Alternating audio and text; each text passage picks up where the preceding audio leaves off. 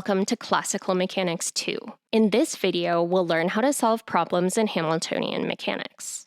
How do we get from a Hamiltonian to writing equations of motion for the system? Since the Hamiltonian depends only on Q and P, we'll want a way to express the Lagrangian in terms of Q and P.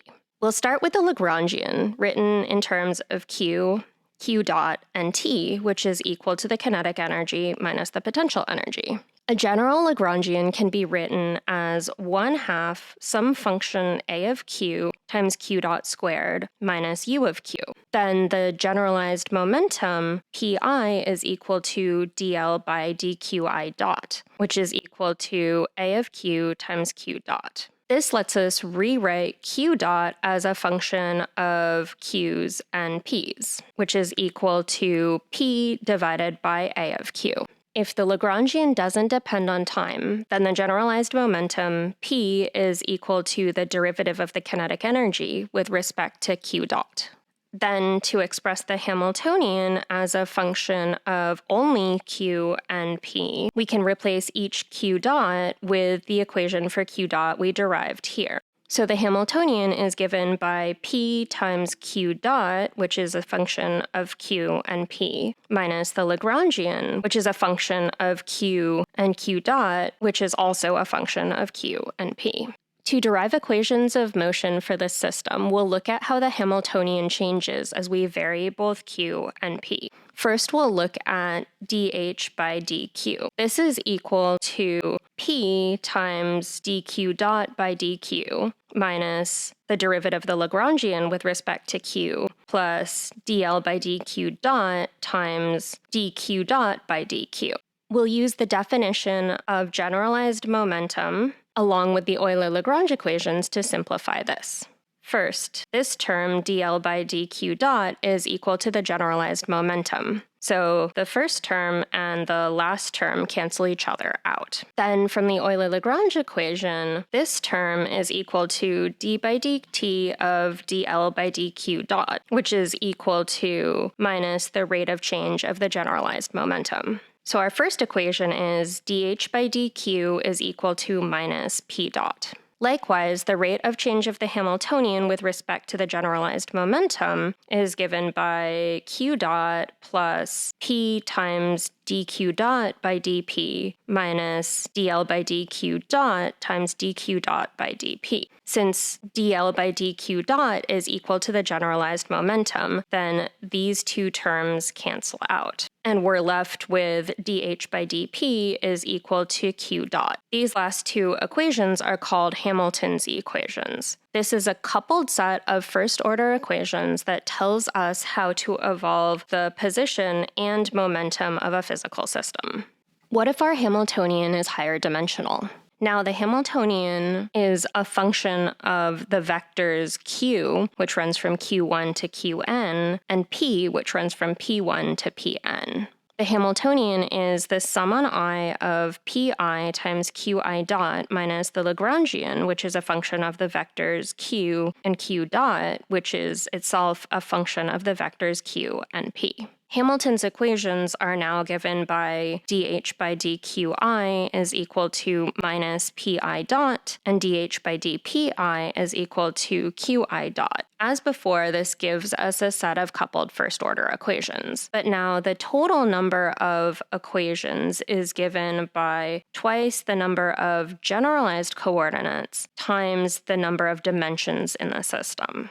Up until now, we've been making the assumption that the Lagrangian doesn't depend on time, which means the Hamiltonian is conserved. But what if this isn't the case? What if the Hamiltonian depends on time? The total derivative of the Hamiltonian with respect to time is equal to the sum on I of dH by dqi times dqi by dt, which is qi dot, plus dH by dpi times dpi by dt, which is pi dot, plus the partial derivative of the Hamiltonian with respect to time.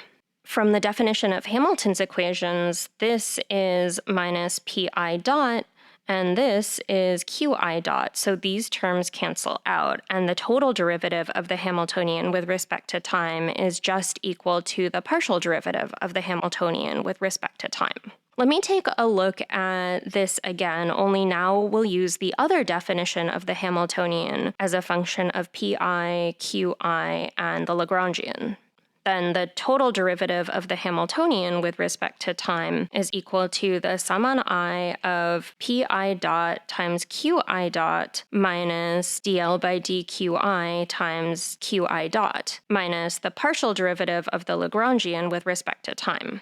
From the definition of the Euler-Lagrange equations, this is equal to the rate of change of the generalized momentum, pi. So again, these two terms cancel out, and we're left with the total derivative of the Hamiltonian with respect to time is equal to minus the derivative of the Lagrangian with respect to time. Then we find that the rate of change of the Hamiltonian is equal to minus the rate of change of the Lagrangian. This is a way to relate the dynamics of the Hamiltonian itself to the dynamics of the Lagrangian. In order to solve Hamiltonian problems, there are a few general steps you can take. First, choose generalized coordinates qi that work for your system. The second thing you do is write down the kinetic energy and the potential energy in terms of those generalized coordinates q and their derivatives q dot. From here, find the generalized momenta pi, which is equal to dl by dqi dot. Or if the Lagrangian doesn't depend on time, pi is just the derivative of the kinetic energy with respect to qi dot. This gives us the generalized momenta as a function of q's and q dots. But what we really want to do is eliminate the q dots. So we use the definition of the conjugate momenta to solve for the qi dots in terms of the p's and q's. Now we can write down Hamilton's equations as a function of p and q. If the coordinates don't depend on time, then the Hamiltonian is equal to the kinetic energy plus the potential energy. But if not, we'll need to use the definition of the Hamiltonian is equal to the sum on I of pi times qi dot minus the Lagrangian as a function of q's and p's. Lastly, you write down Hamilton's equations and solve. We can use the concept of ignorable coordinates to further simplify Hamilton's equations for certain systems. If the Lagrangian is independent of qi, then dl by dqi is equal to 0.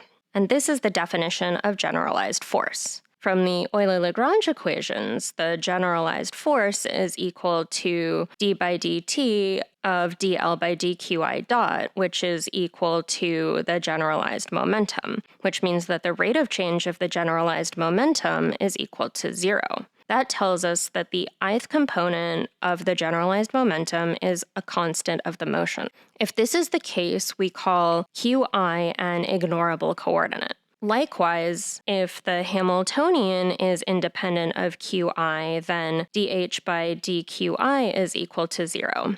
And from Hamilton's equations, this is equal to minus the rate of change of generalized momentum. Then the generalized coordinate qi just evolves at a constant rate. In Hamiltonian mechanics, we can just ignore ignorable coordinates. We can leave them entirely out of our calculation since their dynamics is trivial. In the next video, we'll have a look at what Hamiltonian dynamics look like in phase space. Thanks for watching, and I'll see you next time.